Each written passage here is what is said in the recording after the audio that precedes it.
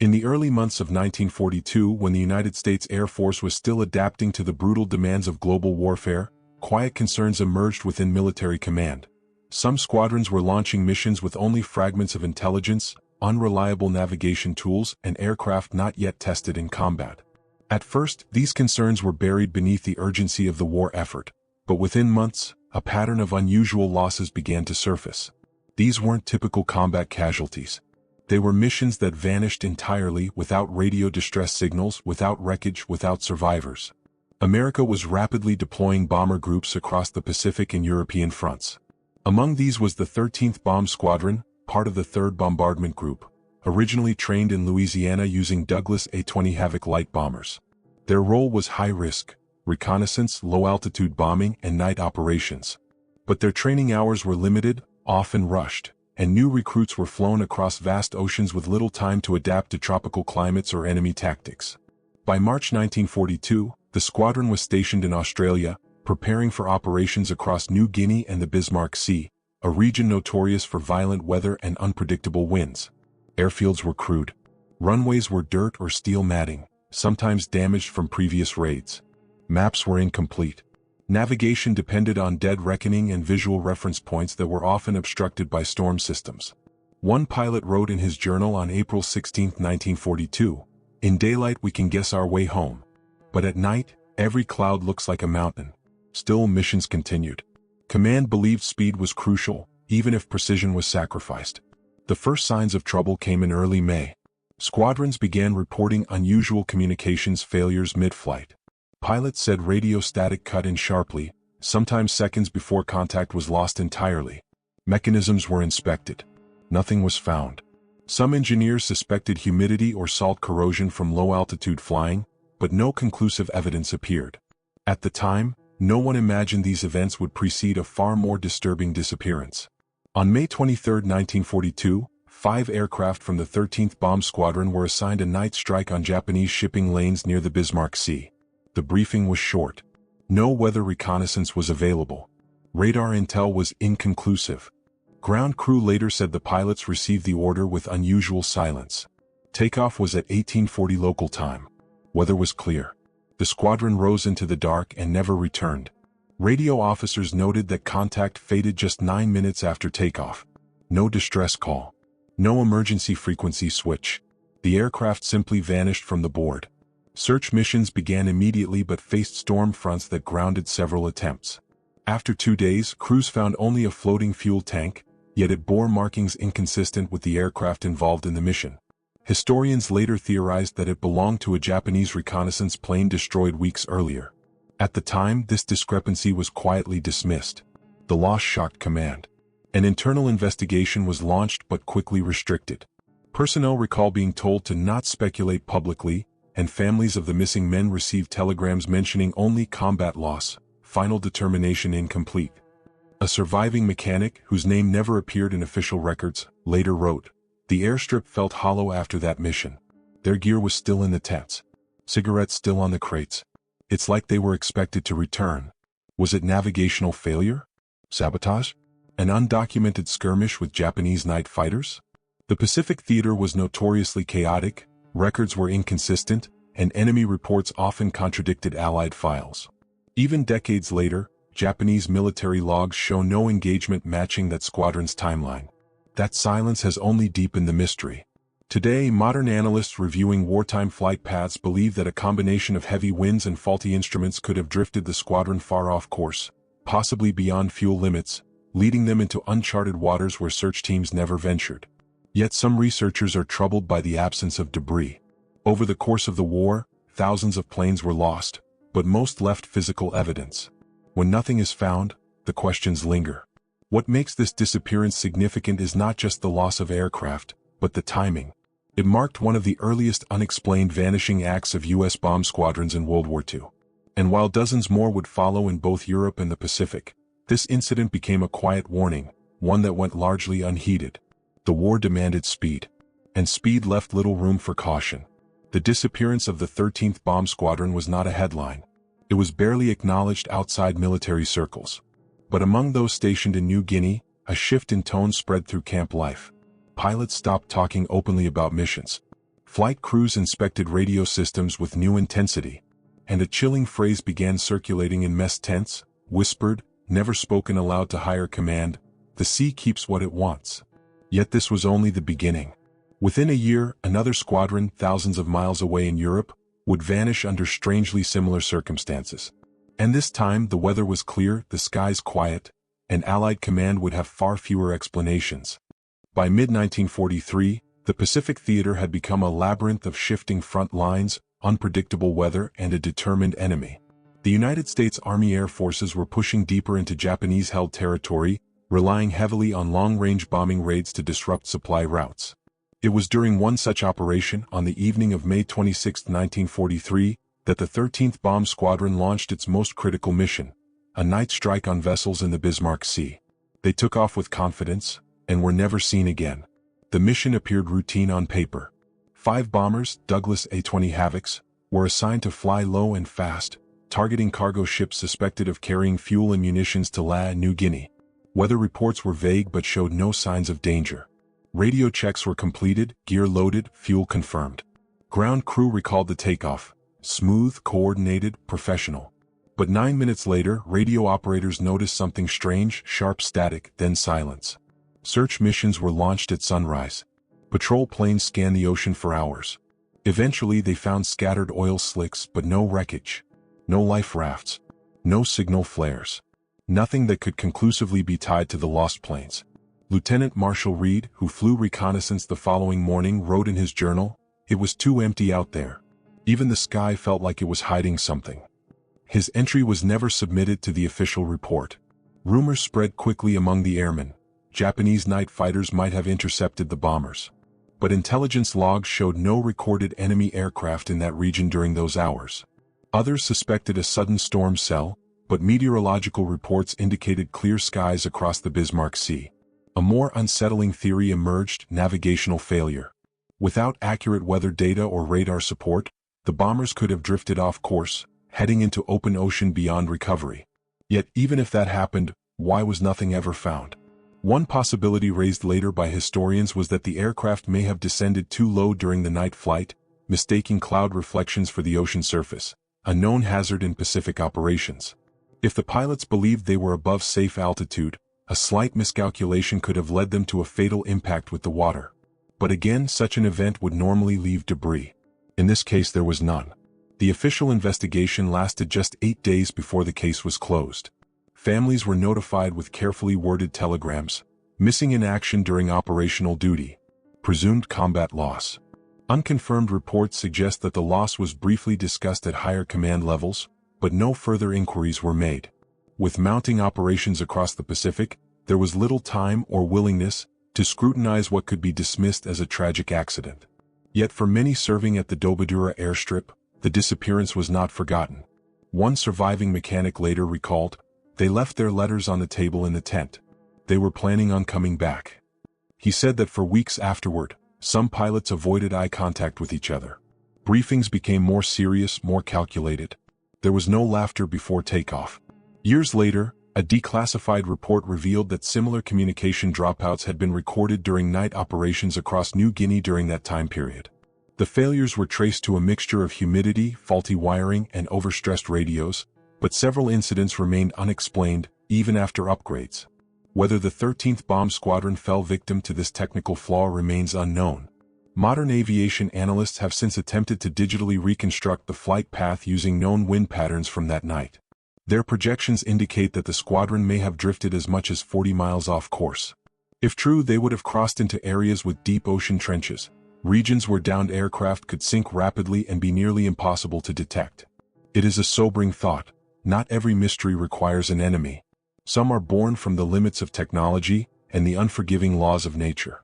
But despite the theories and the passage of time, one fact remains unchanged. Not a single airman from that mission was ever recovered. No personal effects, no aircraft fragments, no final transmissions. The Pacific held its silence. Today, researchers still revisit the case, placing it among the earliest indicators that Allied forces were flying at the edge of their technological capabilities. Many believe this disappearance could have served as a warning, one that was never fully acknowledged. And as the war intensified, the pattern would repeat. Thousands of miles away, on a cold morning in Europe, another squadron would leave the runway with clear skies ahead, and vanish just as completely. Across the Atlantic, another front of the war demanded the presence of American bombing power. By late 1943, the United States 8th Air Force was operating from bases across England, launching strategic bombing missions deep into Nazi-occupied Europe. Among the most notable was the 100th Bomb Group, stationed at RAF Thorpe Abbotts. Known for suffering unusually heavy losses, they earned a chilling nickname, the Bloody Hundredth.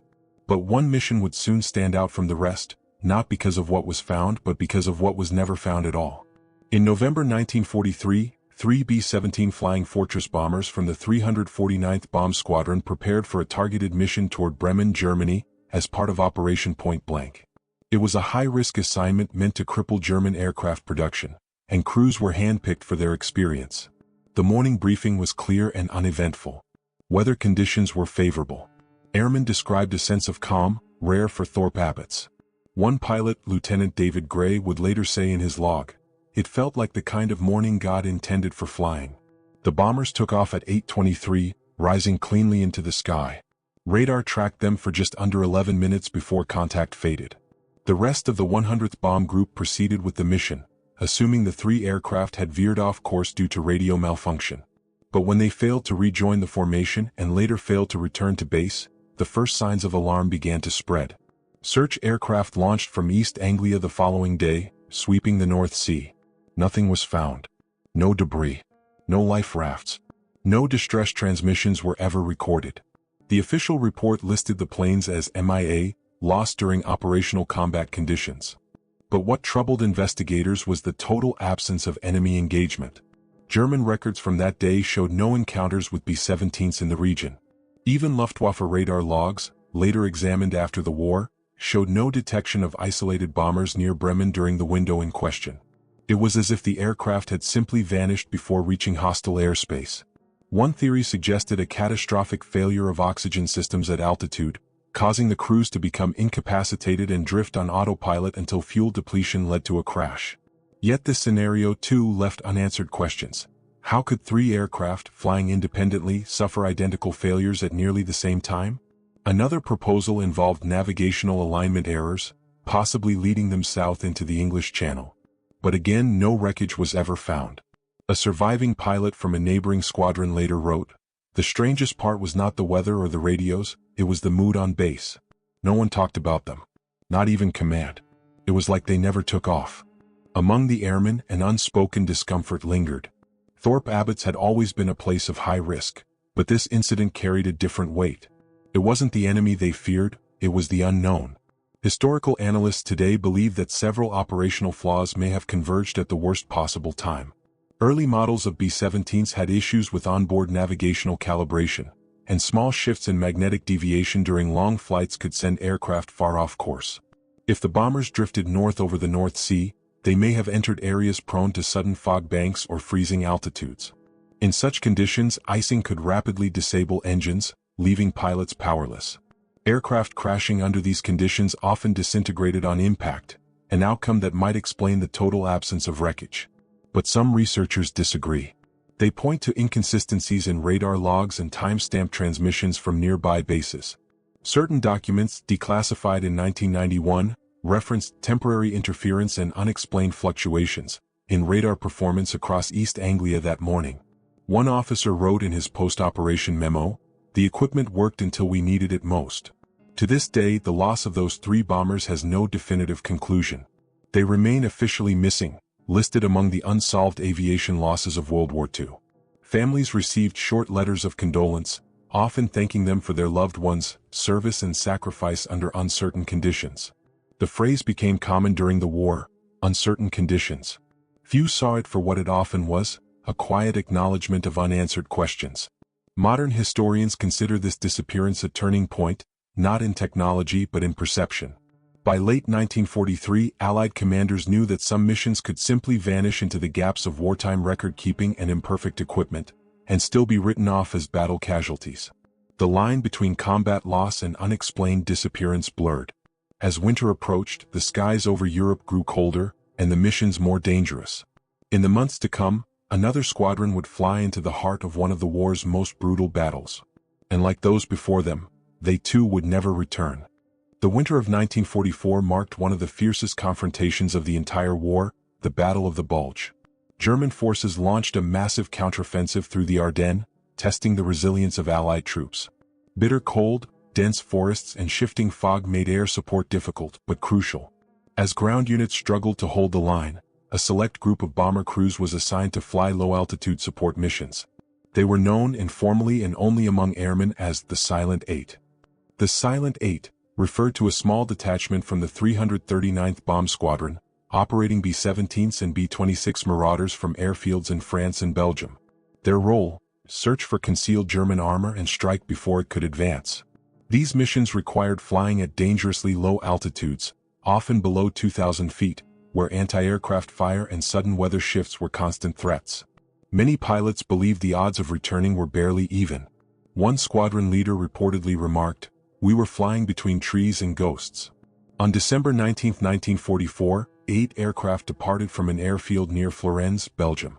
Conditions were cold but clear enough for operations. Their flight path was aimed toward heavily contested zones near Saint-Vith and Bastogne. Ground units were already in crisis, relying on air intervention to halt German mobility. For commanders, time was everything. Radio logs show that all 8 aircraft maintained communication for the first 20 minutes. Then one by one, contact began to fade. At 9:47 hours, the final message came through: visibility dropping, thickening fog, requesting new heading. Seconds later, silence. Search efforts were immediate. Patrol aircraft flew repeatedly over the flight sector, but found no trace. Locals in the region were questioned. Some claimed hearing engines in the morning sky. Others reported nothing at all. No wreckage was ever recovered, not from a single plane. The official reasoning: rapidly forming fog banks in the Ardennes made visual spotting nearly impossible. Yet even in the weeks afterward, nothing washed up. No debris surfaced. Not even a fragment of fuselage or a marker of personal gear. Military investigators faced deep frustration. Without ground reports or wreckage, they could establish no definitive cause. German records revealed no confirmed engagements with bombers that day. Luftwaffe operational logs recorded no shoot-downs in the region. Historically, the German defense network was well organized, but in this case, there was no evidence they even witnessed the aircraft. It was as if the squadron had flown into a space beyond enemy and Allied territory, a blind spot created by winter, chaos, and the silence of wartime.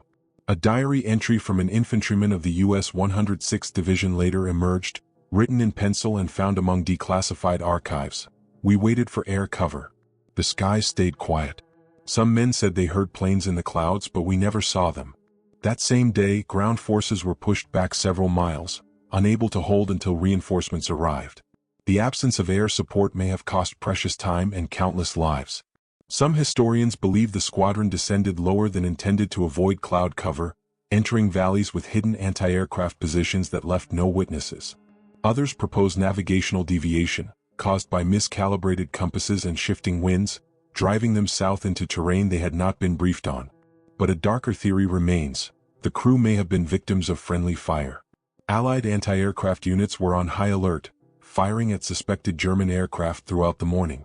Records of friendly engagements were scarce, and many reports from that period were hastily filed or lost entirely. The Silent Eight were officially listed as missing in action. Their families were told little. One navigator's final letter home read, "The skies feel heavier this month. Like they know what's coming."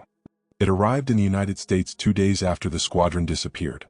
In recent years, amateur researchers and battlefield archaeologists have tried to locate traces of the missing aircraft through satellite mapping and ground-penetrating radar.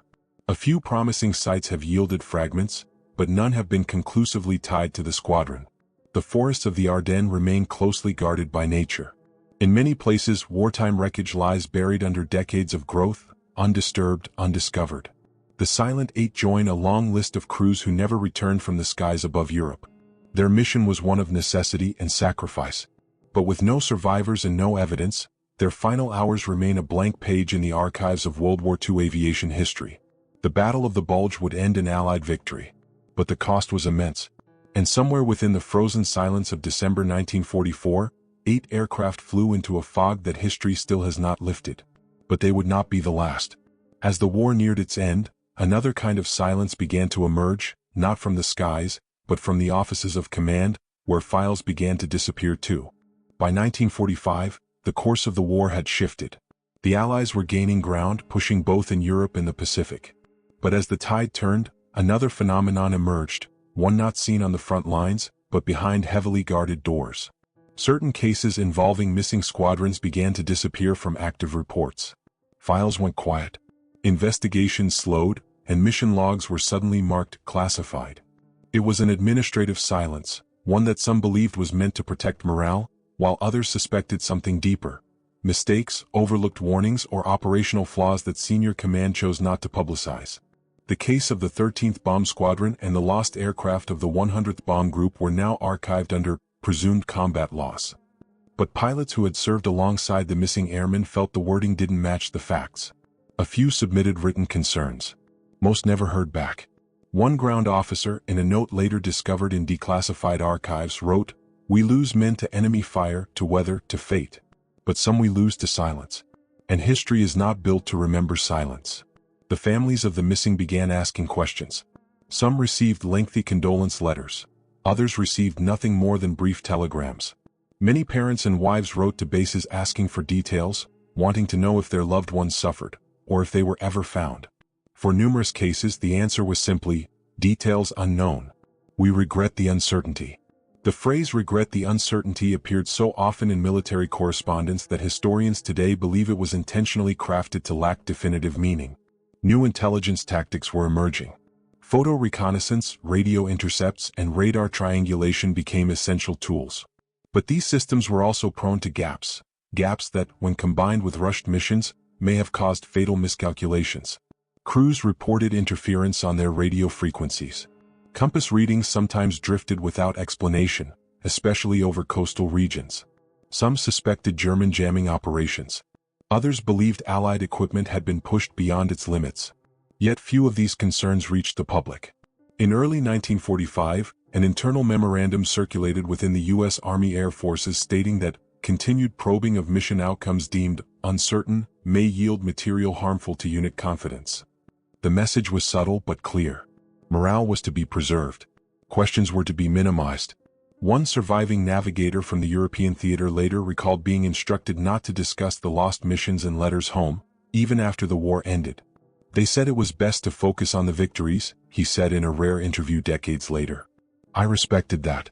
But sometimes silence echoes louder than truth.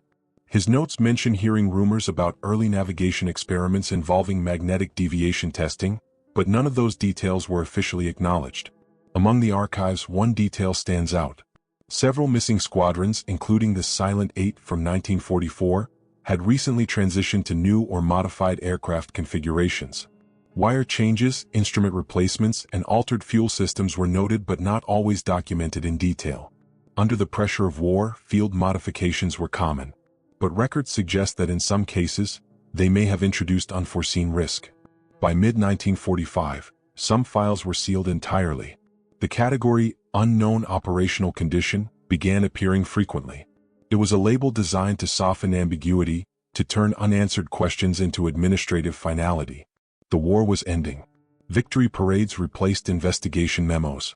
But not all lost squadrons were forgotten. Decades later, small fragments were found. A few twisted pieces of aluminum, a rusted dog tag in a riverbed, a cigarette case bearing initials that matched a missing bombardier. Each discovery raised new questions but rarely clarified old ones. Today, researchers studying wartime documentation procedures believe that silence may have been a strategic choice. Revealing too much about equipment failures or intelligence gaps, one archivist wrote, could have weakened confidence in ongoing operations or post-war leadership. In other words, some losses may have remained quiet not because they were mysterious, but because they were inconvenient. The final year of World War II marked both victory and vacancy. Thousands of men returned home. Some didn't. And some disappeared without trace into weather, into ocean, into fog, and into filing cabinets. Their stories ended where paper trails did. But with so many gaps, one question remains. If these squadrons truly vanished due to enemy action or navigational error, why do some of their flight logs still end mid-sentence? The war was concluding. But the questions were just beginning. And in the shadows of command, One last mystery was waiting to surface. Decades after the guns fell silent and the skies over Europe and the Pacific cleared, the mystery of the missing bomber squadrons remained paused, never erased. In time, classified files began to surface, and with them came a renewed interest in the lost crews. Families, historians, and even military archivists began asking one persistent question. If the war was thoroughly documented with maps, weather logs, and flight records, how could entire squadrons still disappear without leaving a trace?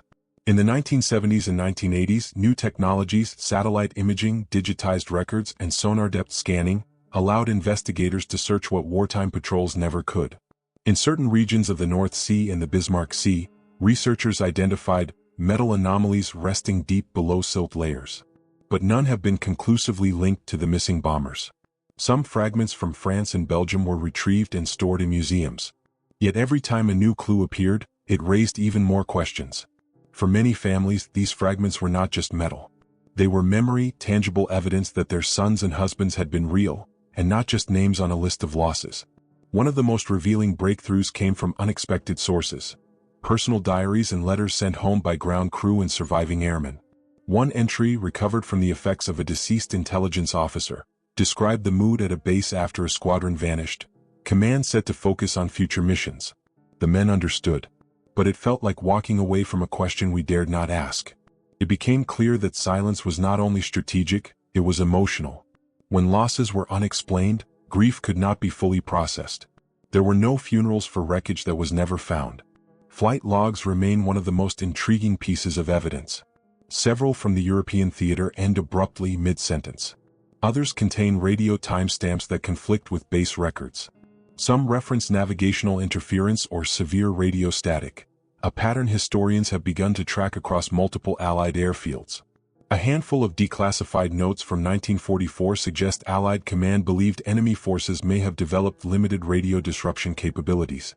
But no definitive proof has ever been found. Today's aviation analysts studying Allied aircraft from World War II believe the answer may lie not in a single failure, but in the combination of many. Rudimentary instruments, unpredictable weather, mistimed intelligence, rushed repairs, exhausted crews, stress, and fear, all fused into a kind of invisible threat. And unlike visible enemy fire, it left no witnesses. In 2009, a team of researchers in Belgium unearthed fragments of a B-26 engine buried beneath layers of forest soil in the Ardennes. The surrounding metal was consistent with low-altitude impact. But no serial number could be matched to a missing aircraft. A nearby tree had grown around a severed wing spar, swallowing it within its trunk over decades. Nature had kept it secret. These discoveries, though small, have ignited new interest. Museums across the United States and Europe now host exhibits dedicated to missing aircrews. Interviews with aging veterans provide insight into the mindset of those who flew when margins of error were razor-thin. One retired pilot stated, "We weren't afraid of dying. We were afraid of disappearing. Because disappearing meant you were erased." The story of the lost bomber squadrons is not just about planes and coordinates. It is about people, young men in their early 20s, chosen for their skill and courage, pushed beyond the limits of early aviation technology. Some may have crashed beyond search range. Some may have been victims of faulty instruments. Some may rest beneath ocean trenches deeper than wartime sonar could reach. They are not ghosts, but they are missing. And until answers surface, their missions remain unfinished.